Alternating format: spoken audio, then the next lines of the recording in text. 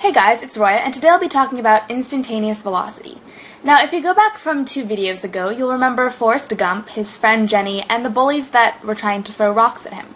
Now, remember that Forrest Gump is running away from the bullies, but he's at a velocity of 0 at this point, which is 0 meters, because he has stopped to smell the roses. And remember that this fence is 100 meters away.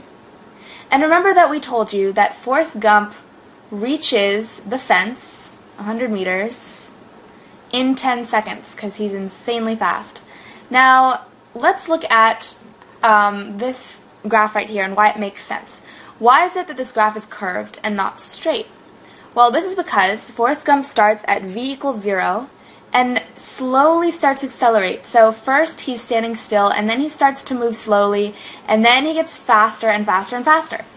This is why, in the first couple seconds, he doesn't change, okay, if we look at it this way, his time change right here is very long compared to his change in position. However, as we get further toward the gate, he's running very fast, and therefore, say, in this area right here, his time change is very short compared to his change in position. As we can see, his velocity is increasing. Now, what is instantaneous velocity? Instantaneous velocity is speed and direction. And in this case, we mean instantaneous speed. And that's the speed of Forrest Gump at any exact moment in time. Now, if you go back to the previous video, you'll learn about tangents. So if we were to take a tangent of this line, we'd see the instantaneous rate of change, which is the same as the instantaneous velocity, since velocity is change in x over time. Now, if we were to take the IROC, or the instantaneous rate of change at this point, right here, we'd see that the slope isn't very high. Maybe, I don't know, half a meter per second, or something like that.